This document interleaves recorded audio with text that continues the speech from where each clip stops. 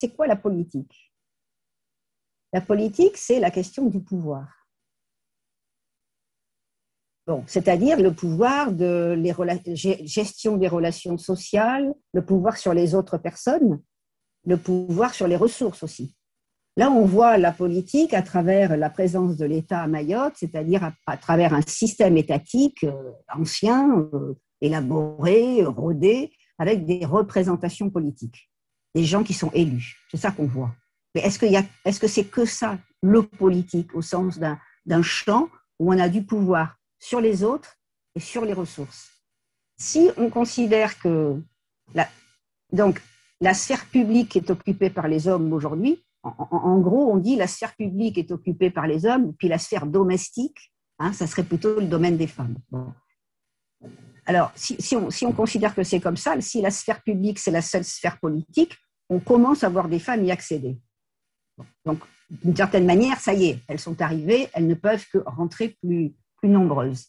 Mais est-ce qu'on peut considérer que la sphère domestique, c'est aussi une sphère où les femmes ont du pouvoir sur les autres et ont du pouvoir sur les ressources, et que par conséquent, c'est aussi un lieu du politique?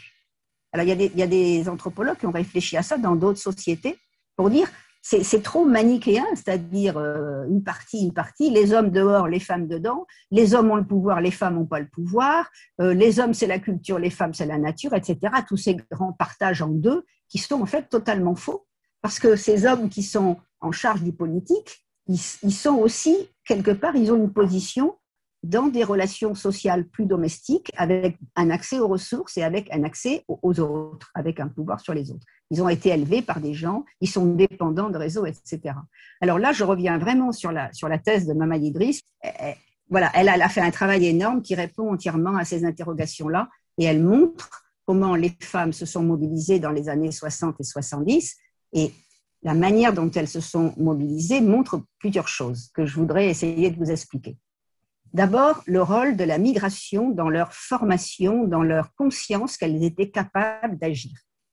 Ce n'est pas les femmes du fond des villages de Mayotte qui ont émergé, c'est des femmes qui étaient en petite terre et qui avaient eu des circuits de migration à Madagascar, pour beaucoup d'entre elles, où elles ont acquis le fait que, voilà, elles se sont un peu défaites d'un certain nombre de hiérarchies ou de contraintes locales, et elles ont appris à penser différemment. Et elles étaient dans des sociétés où il y avait moins de contraintes sur ces normes locales, notamment les normes peut-être islamiques sur la femme, etc. Et voilà, elles y étaient, ou leur mère y était, et d'autres venaient d'Anjouan, parce qu'il y avait comme aujourd'hui, c'est pas nouveau, il y avait un énorme flux entre Mayotte et Anjouan. Ensuite, leurs actions s'inscrivent dans la défense de la sphère domestique, puisqu'elles ont agi pour défendre en fait des situations qui étaient surtout elles ont agi d'abord à travers leur corps, on va y revenir, et à travers le rituel. Leurs deux grandes actions bien connues, c'est leur fameuse chatouille, les grandes démonstrations de chatouille qui consistaient à attaquer des hommes politiques très en vue, venant des autres îles, etc. Ce n'était pas du tout des petites chatouilles, c'était des actions violentes, et dans ses travaux, Mama Idriss le montre très bien, c'est-à-dire qu'il faut arrêter de dire que les femmes ne sont pas capables de violence, elles sont capables de violence avec les armes qu'elles ont, et elles sont limitées. Et là, c'était tout simplement leur corps, parce que toucher quelqu'un, c'est une question de corps. Et puis, pourquoi ça a eu lieu? Et Mama Idriss l'explique très bien. Les premières chatouilles ont eu lieu parce qu'après avoir été reçues par un homme politique, elles ont été injuriées, et injuriées sur le plan du sexe. Et c'est des situations que j'ai revues récemment. Pas à Mayotte, mais dans une autre île voisine, mais c'est pareil. Les hommes politiques répondent aux femmes qui viennent dire « mais attendez, nous, on a des problèmes et des besoins », et ils les renvoient dans leur corps, souvent en les attaquant sur le plan du corps et de la sexualité. Et là, les femmes ont trouvé la réponse, sur le terrain sur lequel on les avait attaquées. Et puis, elles montrent, d'une certaine manière, elles répondent sur le terrain sur lequel les hommes se croyaient en position de pouvoir, et elles montrent aussi les pouvoirs du corps féminin, qui est une référence aussi à d'autres pouvoirs du corps féminin, qui est la sexualité, c'est avec ça qu'on rencontre les hommes, et la maternité. Ce sont quand même, bien sûr que c'est une affaire de couple, mais ce sont quand même les femmes qui portent les enfants, qui les mettent au monde, qui les allaitent, et ça c'est important quand on est centré autour d'un groupe domestique matrilocalisé. Et puis, elles ont mobilisé les autres femmes, et à partir des noyaux de petites terres dans toute l'île, et aussi les hommes, de tous les villages en organisant quoi? En organisant des rituels islamiques qui s'appellent les Maoulidas Chengué. Alors moi, depuis que je travaille à Mayotte, ce Maoulida Chengué, pour moi, c'est un sujet. Alors là, typiquement mahorais, si vous cherchez du typiquement mahorais, ça n'existe nulle part ailleurs. C'est très intéressant le Maoulida Chengué parce que c'est à la fois une célébration musulmane avec des grands textes, les barzangués, les sharaf al-anam, des textes très aimés et très connus. Ça a un aspect syncrétique parce que dans un Maoulida Chengué, il peut y avoir la manifestation d'esprit d'anciens rois mahorais.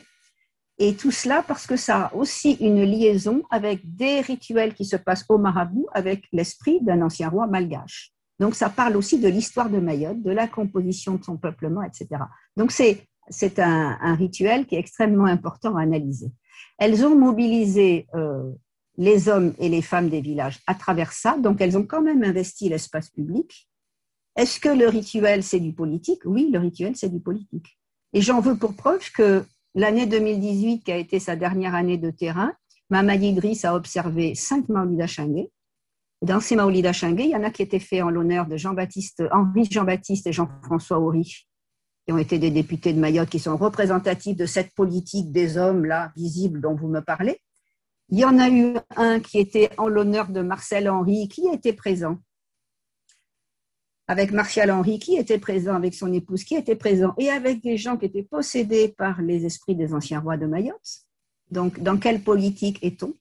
Et c'était organisé par des femmes. Donc, voilà comment les femmes peuvent être présentes en politique. Ce sont des manières d'agir spécifiquement féminines, voilà, en plus des actions féminines du quotidien. Voilà. Disons que c'est une époque, bon, on ne sait rien, si vous voulez, sur la manière dont les femmes ont pu agir en politique beaucoup plus tôt, parce qu'on n'a pas de documents. Ça, c'est une époque qu'on a pu documenter, parce que voilà, ça s'est passé sous nos yeux pratiquement, il y a des tas de traces historiques.